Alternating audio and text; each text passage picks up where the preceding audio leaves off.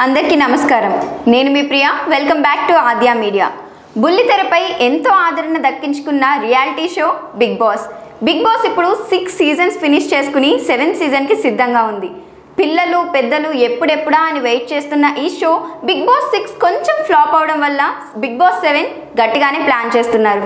So host ఎవరు, contestants ఎవరు అని మనతో ఇంట్రెస్టింగ్ సీక్రెట్స్ రివీల్ చేయడానికి టాప్ 3 రివ్యూవర్స్లో ఒకరు మనతో ఉన్నారు. ఆయనే దిస్ ఈస్ ఫనీ. ఆయనతో మాట్లాడేద్దామా? హాయ్ ఫనీ గారు. హలో అండి. ఎలా ఉన్నారు? ఫైన్. తూటాల్ లాంటి ప్రశ్నలు పేర్చడానికి మేము సిద్ధంగా ఉన్నాం. ఆన్సర్స్ ఇవ్వడానికి మీరు సిద్ధమేనా? Completely ready.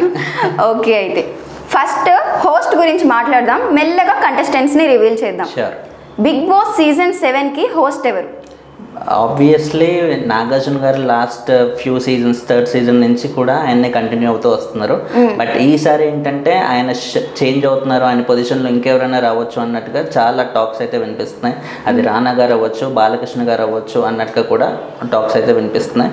బట్ రానా గారికి అంతగా ఆయన షూటింగ్స్లో బిజీగా ఉండి, అండ్ బాలకృష్ణ గారు ఆహాలో అన్స్టాపబుల్ షో కానీ దానివల్ల బిజీ, ఆయన షూటింగ్స్ వల్ల బిజీ ఉండి, అండ్ మోరోవర్ నాగార్జున గారికి ప్రస్తుతానికి నాగ చైతన్య గారి కెరియర్ అండ్ అఖిల్ గారి కెరియర్, వాళ్ళిద్దరి కెరియర్స్ చూసుకుంటూ ప్రస్తుతానికి ఆయన షూటింగ్ గ్యాప్ అయితే ఇస్తున్నారు. సో గ్యాప్ ఎలాగో ఉంది కాబట్టి ఆయన్నే హోస్ట్గా తీసుకోవడానికి ఎక్కువ ఛాన్సెస్ అయితే ఉన్నాయి. అంటే ముందు నాగార్జున గారు నేను చేయను అన్నారు, బట్ ఒప్పించడం వల్ల చేస్తున్నారు అనేసి అంటున్నారు. అది నిజమేనా? ఎగ్జాక్ట్లీ అండి.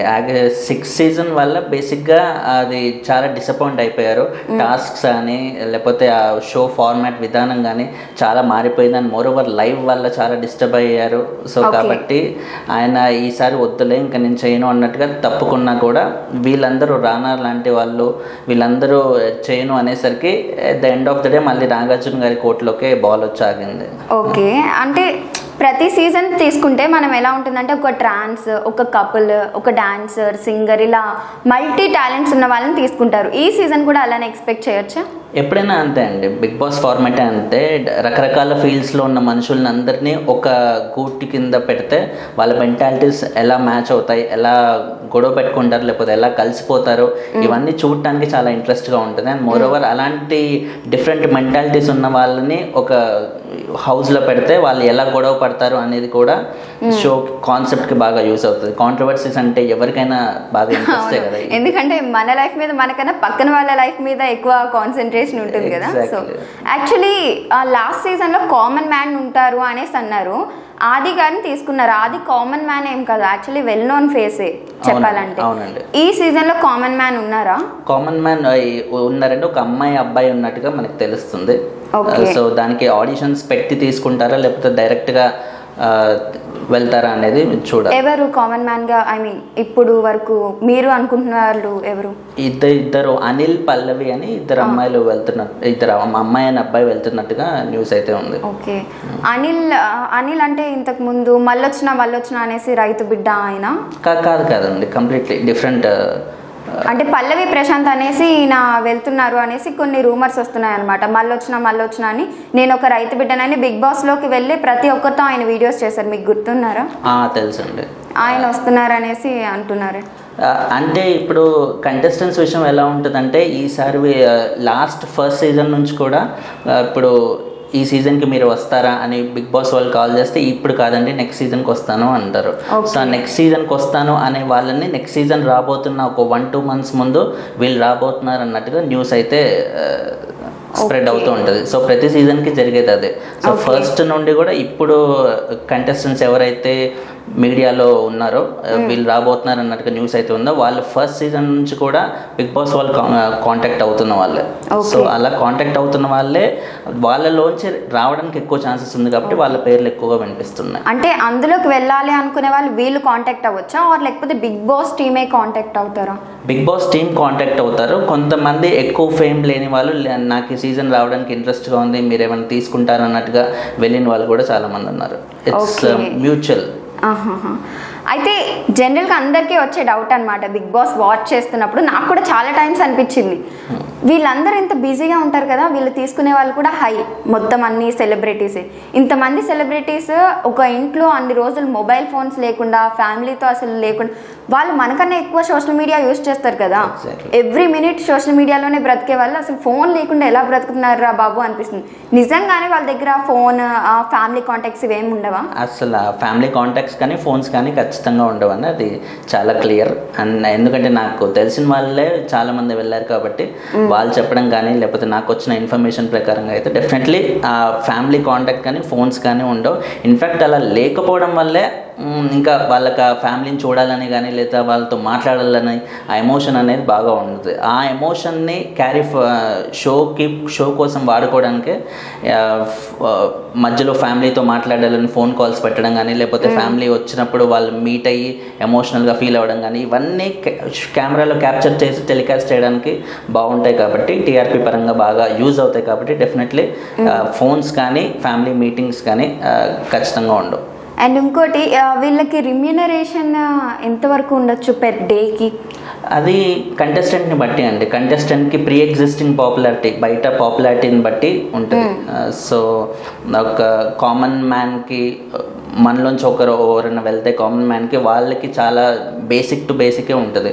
అరౌండ్ 8,000 to 12,000 అలాగే పర్ వీక్లీ అండి. వీక్లీ ఇంత. సో అండ్ కొద్దిగా పాపులర్ ఉన్న వాళ్ళకి ఆల్మోస్ట్ 5 lakhs తీసుకున్న వాళ్ళు కూడా ఉన్నారు వారానికి. అప్పుడులో రేవంత్ గారు పెర్ డేకి 60,000 ఎంతో ఛార్జ్ చేసేవారు అనేవారు. డేవ్ కాదండి, బిగ్ బాస్ ఎప్పుడైనా వీక్లీ పేమెంట్స్ ఉంటాయి మోస్ట్లీ. సో రేవంత్ ఆబ్వియస్లీ చాలా పాపులర్ సింగర్ కాబట్టి మిగతా వాళ్ళతో పోలిస్తే తనకి రెమ్యునరేషన్ బాగానే ఉండేది. ఓకే.